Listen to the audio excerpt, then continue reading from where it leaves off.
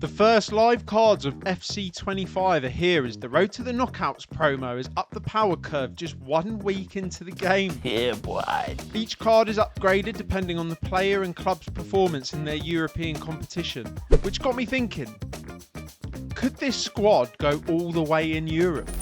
So, I've put the boys and girls together in a special one-season Champions League challenge on Football Manager. What? Our first challenge is to actually reach the knockout rounds. I may have to retire if I can't do that with this particular promo, you know what I'm saying? Our second challenge is to then reach the semi-finals. We'll be relying on a kind draw through each stage, but I fancy the squad to do well against most. The incredibly obvious third challenge is then to win the whole bloody thing. Not a chance. And our bonus challenge is to have one of our squad win either the Golden Boot or Player of the Tournament. Got it? Good. The road to the knockouts are into Football Manager. We've been a little bit boring with the 4-2-3-1. We've had to get all the heavy hitters in. Ollie Watkins going to be leading the line. I've never used him on Football Manager. Not bad, good choice. But hopefully he's good on FM because he's going to be our main chance at getting that golden ball bonus objective. On the wings, we got Doku and Diani. Yes, we'll be using the ladies here. That is blasphemous. Further down the line, Jude Bellingham. I mean, he's the main man and he's cracked on FM, cracked on FC. This card looks phenomenal. If you play against him during Weekend League this week, you are cooked, mate. I'm sorry. And I'm very excited to be using Otamendi and Christian Romero at the back. Ultimate shithouse pairing from Argentina. Expect a lot of red cards.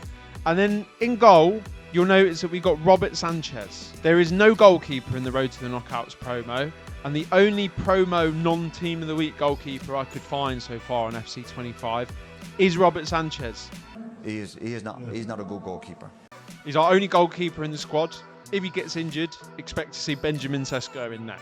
Fingers crossed that doesn't happen, but leave a thumbs up if you're enjoying what you're seeing. Helps a brother out, gets the video out to more eyeballs, and let's get to the Champions League.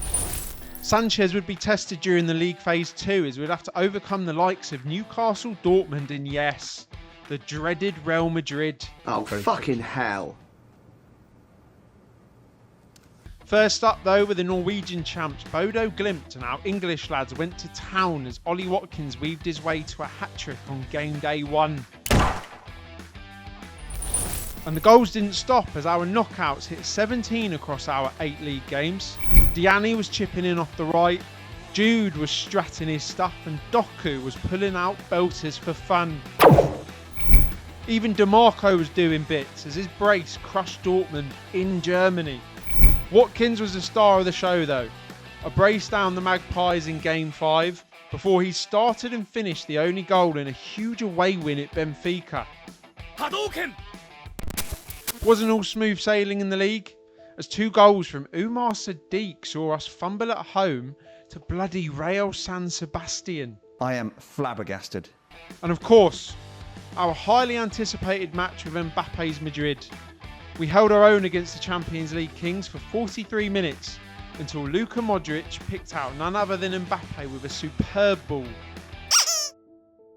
I tried every trick in the book to get back into it, but all we got in return was another goal against us. Not much I can do about that so-called defending, I'm afraid. It's terrible. So 2 losses in the league phase, both to the Spaniards. Hopefully that's our Madrid experience out the way because I can confirm we have qualified.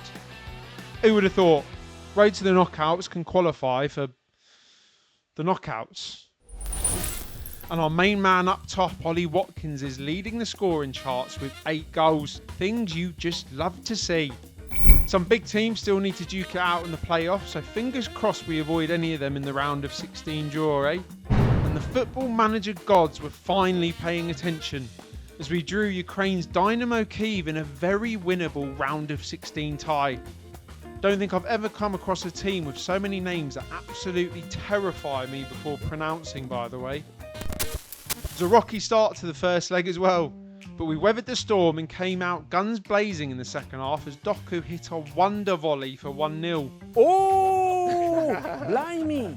Jude then won a penalty which Watkins confidently dispatched. 2-0 away from home. We are well and truly in the driver's seat in this tie. And it was a car crash for Kiev in the rematch, so we crushed them 5-1 at home. Watkins grabbed 2 more, but the main story was Diani's season-ending broken foot. How can you do that? And Jude's stupid yellow card suspension, ruling him out of a quarter-final with none other than Arne Slot's Liverpool. Bollocks. No Jude, no Diani. This might be our final stand, boys. We at least had some home advantage in the first leg, and with 2 of our superstars missing, I shoved Alvarez further forward to cause some panic alongside starman Watkins. Slot's men were just too good in the first half though, as Darwin rose highest to finish off a wonder move by the Reds. I threw the hairdryer at the guys and girls during the break and got rewarded with a dramatic second half. Alvarez equalised with a nice finish before Liverpool took advantage of our tiny team as Endo of all players scored from a corner. Not to be outdone, our captain Christian Romero rose like an Argentinian Dorado to head home our second equaliser, and with time ticking away, our gamble on Alvarez paid off as he pickpocketed big Virgil van Dijk to smash home our winner. Thank you. 3-2 home leg win, Bellingham back for the second. Let's hope Anfield's having a rare off night next week, shall we? And for 45 minutes, an off night is exactly what Anfield was having, as we went into the break still 3-2 up on aggregate.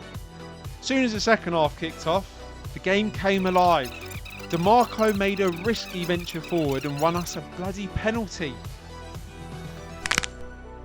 Watkins banged it because of course he did. Goal number 12 for the Englishman.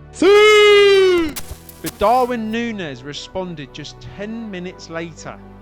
We parked a big old knockouts bus for the rest of the game, rode our luck and said hello to the Champions League semi-finals. I'm a genius. And DeMarco will be licking his lips and praying for another good game, as ex-club Inter Milan were up in the semi-finals. And it ended up being a much more straightforward tie than Liverpool, to be honest, as our other wing-back Jeremy Frimpong hit a bullet away in Milan, before Natalie Bjorn held it down for the girls after she banged a winner at home to send us through to a Champions League final. Our opponents? Bayern bloody Munich. As a Spurs fan, let's hope Harry Kane carries on his old big game voodoo, shall we? It was our English striker who made headlines early, as Ollie Watkins put us ahead inside 60 whole seconds. Boy, that escalated quickly.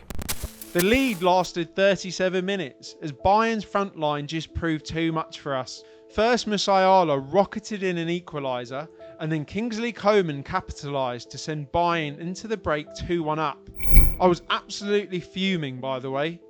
We huffed and we puffed in the second half, not helped by a knock to our main man Jude, and eventually the game was sealed as Frimpong was stupid once again and gave away a penalty to set up Harry Kane for his moment under the sun. Here is Kane. He scores and silences the place. Defeat at the final hurdle as Bayern lift the Champions League 3-1. But with Watkins scoring, we still had hope that our bonus challenge could at least numb our pain a little bit. Drum roll, please. Thank God for Aston Villa and Ollie Watkins, because he has become the top goal scorer in the Champions League. 13 goals, 15 games. Lovely stuff. And there you have it, I can confirm. Road to the knockouts is most definitely good enough to reach the knockouts in the Champions League. It's just not good enough to win the whole damn thing, is it? Bayern Munich at the end. Vincent Kompany, well done, mate. You won the Champions League in your debut season at Bayern Munich. Hope you guys liked it. Please do leave that thumbs up if you haven't already. Subscribe if you don't want to miss another one. And I shall see you in the next one. See ya.